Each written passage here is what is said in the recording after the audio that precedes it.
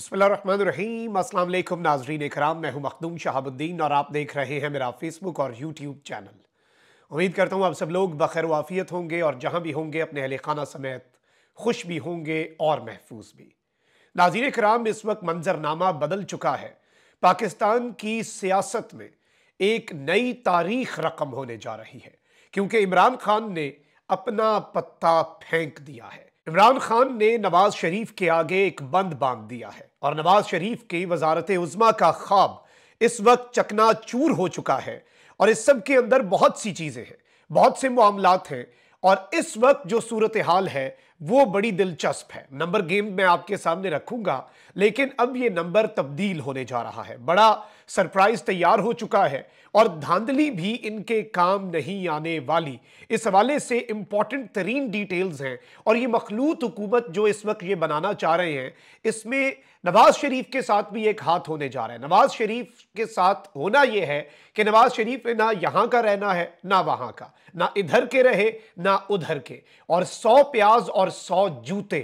तकरीर, winning speech, victory speech जिस पे पूरी दुनिया ने लान तान की, वो तो नवाज शरीफ से करवा दी करवाने वालों ने, लेकिन अब ये खीर कोई और खाएगा और नवाज शरीफ सिर्फ और सिर्फ हाथ मलता रह जाएगा, क्योंकि नवाज शरीफ इस गेम से आउट हो चुका है। इस गेम में दो कंटेंडर्स हैं, एक तो कप्तान की चाल, एक तो कप्तान का मूव, और दूसरी जानिब दूसरा मंजरनामा क्या है उस हवाले से डिटेल्स मैं आपके सामने रखता हूं। अभी तक की जो रिजल्ट्स हैं, जो कौमी असम्बली की नशिस्तें हैं, जो इलेक्शन कमीशन के धांधली ज़्यादा रिजल्ट्स हैं, फॉर्म 45 के मुताबिक पाकिस्तान तहरीक इंसाफ 180 नशिस्तें जीत चुकी थी, जिसे फिर ये बाद में बदल दिया, ऑल्दो ये अब मामला लिटिगेशन में जाएगा।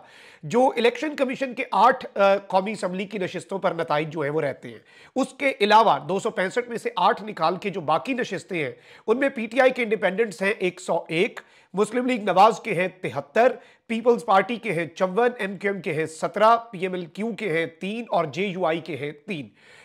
एमक्यूएम पे भी आप हैरान होंगे, एमक्यूएम वालों को तो ऐलान कर देना चाहिए फौरी तौर पे कि इतने तो हमारे पार्टी में मेंबर नहीं है जितनी आप हमारी सीटें निकाल रहे हैं। लेकिन चले कोई नहीं, इस वक्त बिल्कुल जीतो पाकिस्तान वाला हिसाब बनाया हुआ है इन्होंने सीटों का। दे दे मोटरसाइकिल के साथ तोले, कुछ तोले सोना भी दे दो, गाड़ी भी दे दो, वॉशिंग मशीन भी दे दो, उसी तरह से सीटें बांटी जा रही हैं। बंदर बांट है।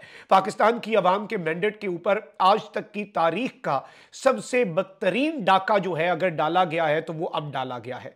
और पाकिस्तान तहरीक इंसाफ अब बहुत सी सीटों को चैलेंज करने जा रही है और पंजाब के अंदर भी बिल्कुल कांटेदार मुकाबला है आजाद और नून लीग का। और नून लीग के जो ये मेजॉरिटी के क्लेम्स कर रहे हैं, मरियम औरंगजेब को मैं जियो टीवी पे सुन रहा था, कहती है नवाज शरीफ ने तो विक्ट्री स्पीच की नहीं है। ओ भाई, नवाज शरीफ ने अगर विक्ट्री स्पीच नहीं की और नवाज शरीफ साहब जो है वो अगर विक्ट्री स्पीच नहीं कर रहे तो फिर इसहाक डार और मरियम नवाज ने ये क्यों कहा कि विक्ट्री स्पीच है? अब ये बेसिकली इस सारे मामले में ये ना इधर के रहे, जिस तरह मैंने आपको बताया। पहले जरा आप नंबर गेम समझ लें। मखलूत हुकूमत बनाने के लिए मुस्लिम लीग नवाज जो है उसे 169 अरकान की हिमायत दरकार होगी। नए सियासी मंजरनामे में मुस्लिम लीग नून और पीपल्स पार्टी के दरमियान नई राब्ताकारी के क्या नताइज निकलेंगे, इस सवाल का अहम जवाब जो है वो तो जल्द सामने आएगा, लेकिन देखना यह होगा कि दोनों जमातें एक दूसरे को क्या ऑफर देती हैं। अब यहां पर मैं आपको यह बता दूं कि बिलावल भुट्टो जो है, पीपल्स पार्टी की यह अवलीन डिमांड है कि बिलावल भुट्टो जरदारी को वजीर आजम बनाया जाए। ऐसी सूरत में मुस्लिम लीग नून को सदारत की पेशकश होगी। मौलाना भी इस ओहदे के उम्मीदवार हैं, लेकिन अब वो ना 3 में ना 13 में, उनकी सियासत तो वैसे ही दफन हो चुकी है। लेकिन इस वक्त ताहम अभी चेयरमैन सेनेट समेत और स्पीकर कौमी असम्बली समेत बड़े ओहदे खाली होने हैं। तो बेसिकली ये एक मरतबा फिर ओहदों की बंदर बांट जो है और उसमें पाकिस्तान की अवाम के मैंडेट पर डाका जो है वो ये डालेंगे। अब विफाक में ये पीपल्स पार्टी जो है वो सीधी तरीके से पाकिस्तान मुस्लिम लीग नवाज को कोई बात नहीं कर रही, लेकिन पीपल्स पार्टी अपनी डिमांड्स कर रही है और बड़े शातिर और बड़े चालाक अंदाज में पीपल्स पार्टी जो है वो मुस्लिम लीग नवाज को इस्तेमाल कर रही है। नवाज शरीफ के बारे में मैंने कहा था कि वो कहता होगा मुझे क्यों बुलाया, अब वो ये भी कहेगा कि मुझसे विनिंग स्पीच क्यों करवाई। विक्ट्री स्पीच नवाज शरीफ से करवा के भी अगर वजारत उज़्मा नून लीग को ना मिले, इतने बदतरीन धांधले के बावजूद। अभी तो कप्तान की स्ट्रैटेजी पर भी आता हूं, पहले आप जरा इस टोले की स्ट्रैटेजी समझें। पाकिस्तान पाकिस्तान पीपल्स पार्टी ने मुस्लिम लीग नून को विफाक, पंजाब और बलूचिस्तान में हुकूमत के लिए मुश्तरका हिकमत अमली का रोड मैप दिया है।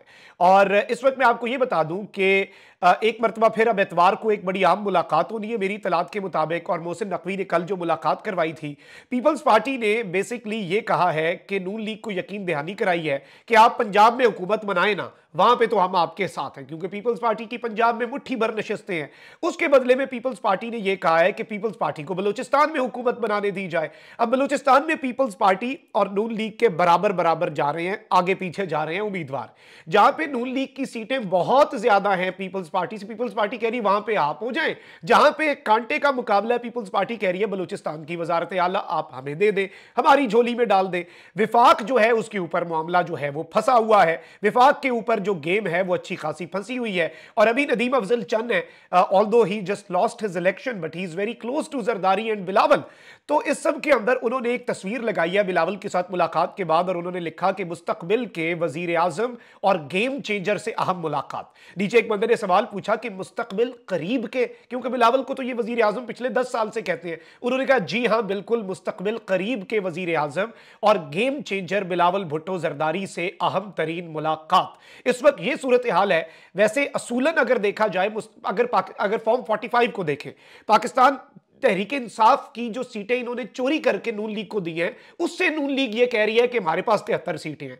पीपल्स पार्टी इस वक्त पीटीआई के बाद दूसरी बड़ी जमात है, और तीसरी बड़ी जमात जो है वो पाकिस्तान मुस्लिम लीग नवाज है। और इस सब के अंदर यह भी इतलात है कि जरदारी साहब ने बैरिस्टर गौहर को भी मुबारकबाद का मैसेज मुश्तरका दोस्त के जरिए भेजा। जरदारी जो है वो सारे ऑप्शंस जो है वो इस वक्त बरकरार रखना चाहता है। अब नून लीग और इन लोगों की स्ट्रैटेजी पहले आप समझें, फिर मैं आपको बताऊंगा कि खान ने इनके मंसूबों पर किस तरह से पानी फेरा है। अब जी नवाज शरीफ साहब जो हैं उन्होंने क्या काम किया, वही कि खरीदारी करो, जाओ मार्केट में निकलो, और इन्होंने हुकूमत साजी के लिए अगला कदम उठाते हुए आजाद उम्मीदवारों से राब्ते तेज करने की हिदायत कर दी है। शहबाज शरीफ ने एक मुलाकात के अंदर जरदारी वाली पेशरफ से नवाज शरीफ को आगाह किया, और अब लीगी क़यादत ने आजाद उम्मीदवारों से राब्ते के लिए 3 रुकनी कमेटी तश्कील दे दी है, जिसमें इसहाक डार, अयाज सादिक और राना सनाउल्लाह शामिल हैं। नवाज शरीफ ने मज़कूरा कमेटी को आज़ाद उम्मीदवारों से राब्ते तेज करने के अहकामात दिए। नवाज शरीफ ने शहबाज शरीफ को भी इस अमल को जल्द अज जल्द पाया तकमील तक पहुंचाने की इस वक्त उन्होंने हिदायत कर दी है। अब जो एमक्यूएम है उन्हें इतनी सीटें 17 सीटें दे दी गई हैं। एमक्यूएम वाले तो पहले से ही तैयार हैं। नवाज शरीफ की दावत पर एमक्यूएम का वफ्द लाहौर आ रहा है, लेकिन पहले से ही वो डिसाइड करके ऐलान करके आ रहे हैं हम तो साथ देंगे, जो हुकूमत बनेगी एमक्यूएम की डोरें जहां से हिलती हैं आपको पता है। अब बिलावल इस सब के अंदर स्मार्ट प्ले करने की कोशिश कर रहा है, और बिलावल ने स्टेटमेंट दी है कि जी इलेक्शन में कामयाबी पर हम वोटर्स और सपोर्टर्स को मुबारकबाद देते हैं, और पीपल्स पार्टी वाहिद जमात है जिसकी नुमाइंदगी चारों सूबों में है। अभी तक मुकम्मल नताइज नहीं आए। विफाक, बलूचिस्तान और पंजाब में पीपल्स पार्टी के बगैर हुकूमत नहीं बन सकती। चारों सूबों की जंजीर पीपल्स पार्टी है। ये कह रहे हैं कि ना बलूचिस्तान में, ना विफाक में, और ना ही पंजाब में, और सिंध में तो हमारी ऑलरेडी गवर्नमेंट पक्की है। बिलावल ने कहा कि पाकिस्तान के अवाम का शुक्रगुजार हूं। इन्होंने कहा कि अवाम को कहा कि नफरत और तकसीम की सियासत को खत्म करना चाहता हूं, मैं पुरानी सियासत नहीं कर सकता, मुल्क में इस्तेहकाम लाना चाहते हैं, और इस सब के अंदर ये बेसिकली हीरो बनना चाह रहे हैं इस सारी की सारी सिचुएशन के अंदर, और इस सब को ये यूज करना चाह रहे हैं इन देयर ओन बेनिफिट। अब आप अगर इस सिचुएशन को समझें तो इस सब के अंदर पाकिस्तान तहरीक इंसाफ का ऐलान बहुत ज्यादा अहमियत का हामिल है। पाकिस्तान तहरीक इंसाफ ने विफाक, पंजाब और खैबर पख्तूनख्वा में हुकूमत बनाने का बाज़ाब्ता ऐलान कर दिया है। बैरिस्टर गौहर ने प्रेस कॉन्फ्रेंस में भी ये बात कही कि अवाम के मैंडेट का एहतराम किया जाए, हमारे आजाद उम्मीदवार राब्ते में हैं, पार्टी के वफादार हैं और पार्टी के साथ रहेंगे। पीटीआई रहनुमा बैरिस्टर गौहर ने कहा कि आज पाकिस्तान की जमहूरियत का अहम दिन है। हम 3 असम्बलियों को खत्म करते हुए नए इंतखाबात की जानिब बढ़े। सुप्रीम कोर्ट की मुदाखलत से 8 फरवरी इंतखाबात का फैसला हुआ। इलेक्शन कमीशन की जिम्मेदारी थी कि 2 बजे तक नताइज देते, सुबह 10 बजे तक नताइज का अमल हर सूरत मुकम्मल होना चाहिए था। उन्होंने कहा कि तमाम हलकों के नताइज फॉर्म 45 के मुताबिक बनाए जाएं, और उन्होंने कहा कि आज रात 12 बजे तक नताइज का ऐलान ना हुआ तो कल आरओ दफातर के सामने एहतजाज किया जाएगा। अब एक जानिब तो खैबर पख्तूनख्वा में तो पीटीआई ने गवर्नमेंट बनानी ही है, और यहां पर जमात इस्लामी ने यह दावा किया है कि केपी में हुकूमत साजी के लिए तहरीक इंसाफ की जानिब से उनसे राब्ता भी किया गया है, और इन्होंने कहा कि तहरीक इंसाफ की जानिब से बैरिस्टर सैफ ने राब्ता किया। इस दौरान हुकूमत साजी से मुतल्लिक उमूर पर तबादला ख्याल हुआ, और तहरीक इंसाफ के हिमायत याफ्ता 88 नशिस्तें उम्मीदवार जो है हासिल करने में कामयाब हुए। और जबकि जमात इस्लामी सूबे में एक भी नशिस्त हासिल नहीं कर सकी। लेकिन ऑब्वियसली सवाल यह है कि इस सब के अंदर पीटीआई ने इनसे राब्ता फिर क्यों किया है। लेकिन अब यहां पर मैं आपको यह बता दूं कि जो लोग ये सोच रहे हैं कि तहरीक इंसाफ को खवातीन और अकलियतों की मखसूस नशिस्तें नहीं मिलेंगी, उनकी गलतफहमी को दूर हो जाना चाहिए, क्योंकि केपीके की 26 खवातीन और मखसूस अकलियत की जो 4 नशिस्तें होती हैं उनमें से 3 मिलेंगी। इसी तरह 26 में से 22 खवातीन की 26 में से 22 और अकलियतों की 4 में से 3। इसी तरह कौमी असम्बली की जो खवातीन हैं उनकी 60 मखसूस नशिस्तों में से 17, जबकि अकलियतों के 10 मखसूस नशिस्तों में से 3 पाकिस्तान तहरीक इंसाफ को मिलेंगी। मुत्तहिदा जो मजलिस वहादत मुस्लिमीन है उसमें बाज़ाब्ता तौर पर अगर पीटीआई के आज़ाद अरकान शामिल होते हैं, क्योंकि आज स्टेटमेंट दी गई कि MWM के जो लोग जीते हैं वो पीटीआई के हैं और जो पीटीआई के जीते हैं वो MWM के हैं।